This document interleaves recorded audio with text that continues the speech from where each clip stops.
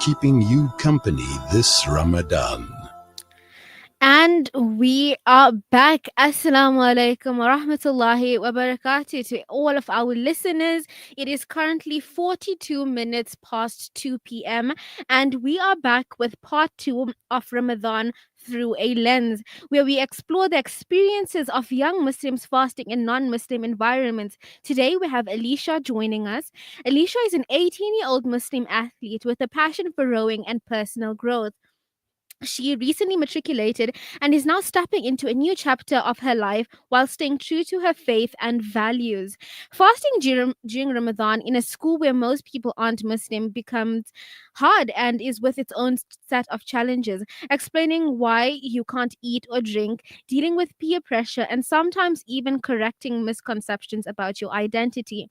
As a black Muslim in South Africa, Alicia has had her fair share of experiences, from answering the classic "not even water" to navigating moments of unexpected support.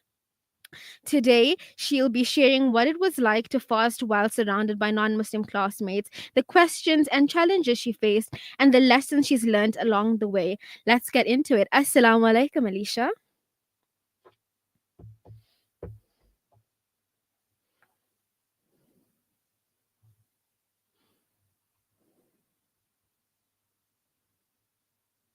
All right. I hope you can hear me. We are going to move on to our first question. Can you introduce yourself and share what Ramadan personally means to you?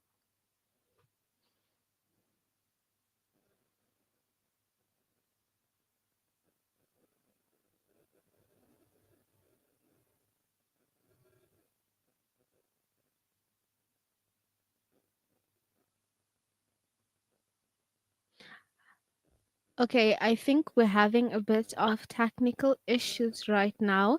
My question was, can you introduce yourself and share what Ramadan personally means to you?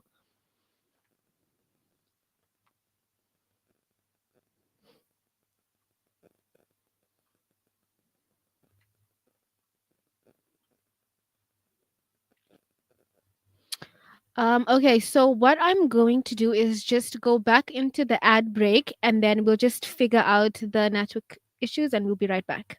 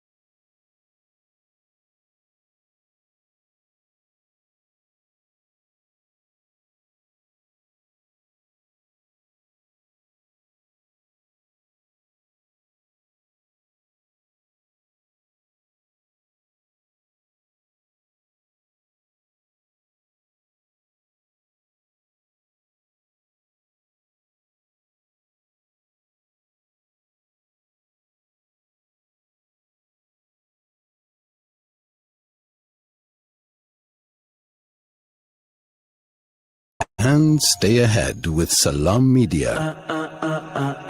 This is Salam Media, coming to you live from South Africa.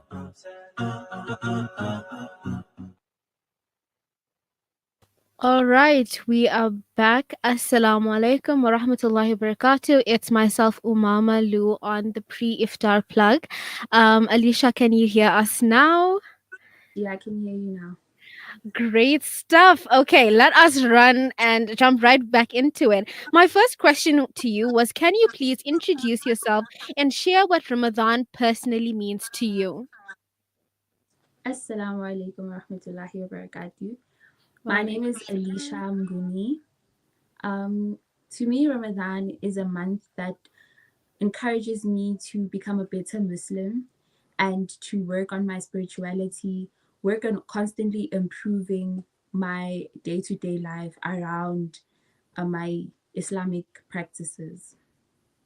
Definitely. Thank you so much for being with us and joining the show today. My first official question to you is, how would you describe the unique experience of Ramadan?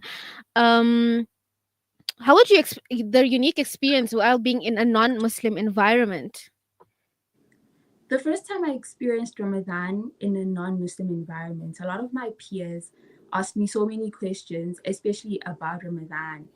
But the last 2 years, because I became a hijabi, when Ramadan came about, like they were not as shocked as they were during the time when I wasn't a hijabi. So Definitely. At least it was easier for you now when you're wearing the hijab instead of getting multiple questions. that's Um, my next question is, what were some of the most common questions before you became a hijabi, or comments that you received about fasting? a lot of the time I got questions like, does the fast last from like 6 a.m. to 6 p.m.? Because fasting to them was not foreign because most of them were Christians and they do fast and etc. So I basically just had to explain to them that in Islam we only fast from sunrise to sunset. All right. And did you ever get the question, which is most commonly known, not even water? And what was your response to that? A lot of the time people were always concerned about, was I getting dehydrated or stuff like that, especially because I stayed at school for longer hours than everyone, and the heat. On top of that, our uniform was black, my hijab is black, so they were just concerned about whether or not was I getting dehydrated and stuff. I'm concerned for you too. How were you juggling all of that? Having school extracurricular while fasting, how did you juggle that? With being in a rowing team, it's so demanding, and a lot of the time one thing that our coaches would always tell us is that we had to have a schedule, we had to have time management, because you had to get good grades in order to stay on the rowing team. So they really helped me a lot. So yeah, Why they don't you used give to. us more insight on your rowing? How did you get into that? What is it all about? I mean, that's not a sport that a lot of people do. With rowing, how I got about rowing, I was in a trio, and this one friend of ours like constantly wanted to be part of the rowing team because if you get certain achievements, you get the black blazer. So she really wanted that blazer, and she basically dragged me and my other friend to partake in the sport. Little did we know that we actually needed the sport ourselves in order to build discipline and etc. So that's how I joined rowing. All right. Going back into our questions, were there any moments where you felt particularly supported or respected by your non-Muslim classmates or teachers? Yes, there were times where I felt really respected and supported by my teachers because my principal wasn't someone that was really okay with the whole hijab situation. So I had teachers that would always like comfort me and like tell me, I should just be patient with her and try to allow her to understand my beliefs and stuff like that. And even in class, there was someone that had spiritual beads, and she questioned why was I allowed to wear the hijab, but when it came to her spiritual beads, she had to cover them with her jersey. And I was fortunate enough to have a teacher that could explain it to her that our hijab is black, which is close enough to our hair color. Unlike the beads, which are like red and yellow and white, these colors pop. So, and my peers really just respected me, and they didn't have funny questions and etc. That's actually a quite a good thing. I mean, sometimes you in an environment where no one is understanding and everyone is kind of against you, and it's just something that's a part of your religion. So being able to have peers that understand and support you is actually a very big win, you could say. Why don't you give us a rundown of what your days looked like now compared to when you were in school while fasting? So basically, now is I will just wake up, prepare for suhoor if it's Ramadan, and just read my salah, read a bit of Quran, either go for like rowing sessions, like go to the water and just spend some time at the rowing team, and then come home, do a little bit of studying, and yeah, Are just you studying any? sleeping. I'm currently in madrasa. Oh, okay, that's lovely, mashallah. So I'm guessing that now it's much more chilled compared to when you were in school. You have time and things like that because it can get rough. um, all right, my next question for you is, what advice would you give to other young girls who might struggle with fasting in a similar setting? Always remember that amongst everyone that you're surrounded by, Allah chose you.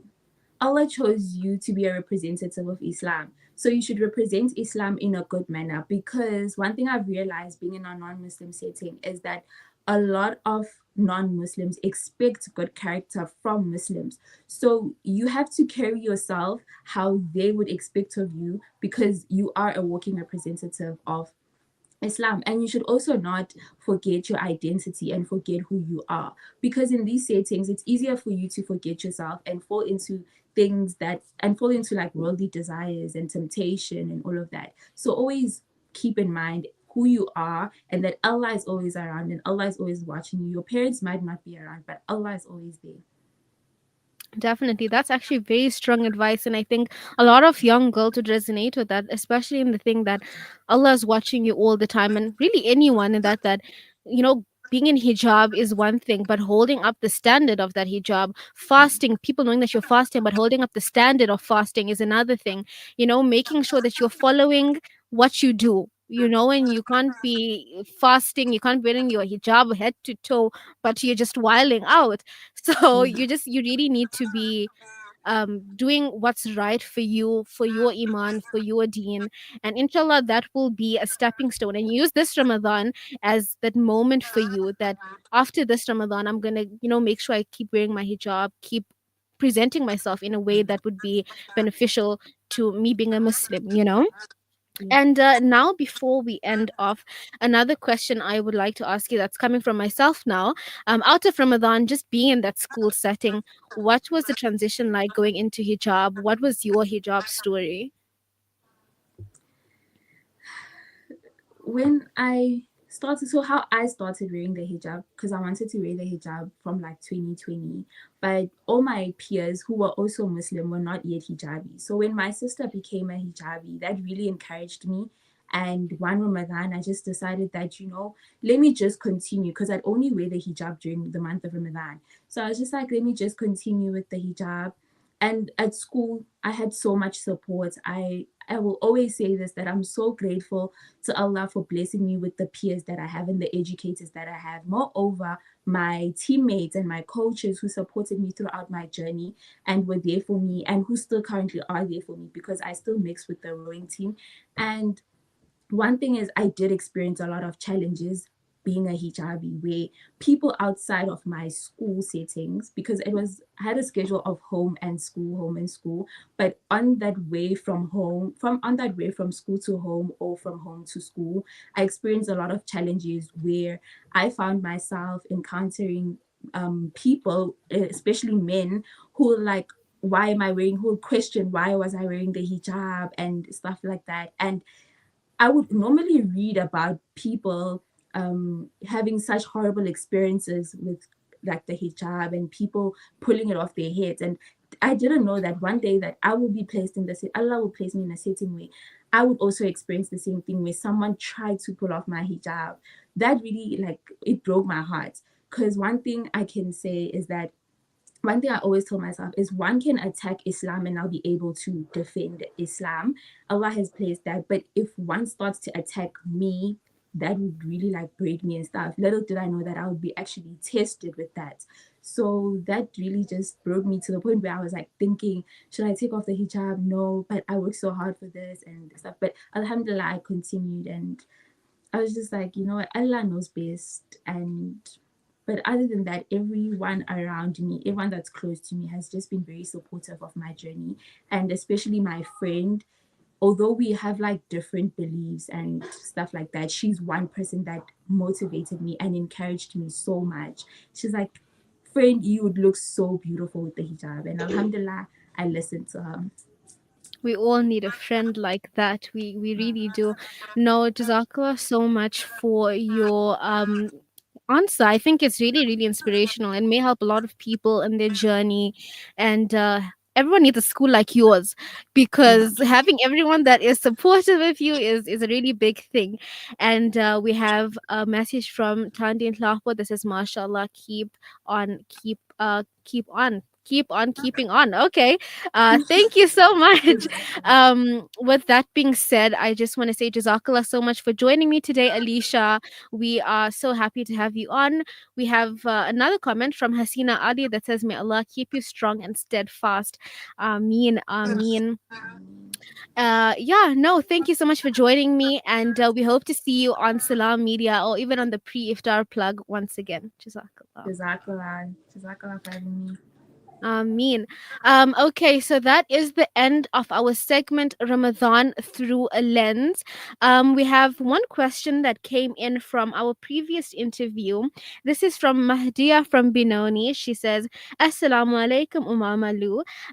Absolutely loving the segment Allahumma Barik. Always love to learn how different people celebrate Ramadan. It's amazing how unique we all are and yet still united under the umbrella of Deen. Definitely, definitely. And then she says, please share the mahaza recipe on your Instagram. My connection cut just as Tasneem said the recipe. Not a problem at all. I will put it on my Instagram. That is umamalu _ on air for everyone who would like the recipe, inshallah. We're going to go for a short ad break and we will be back with our next segment, Trending Now Muslim Edition.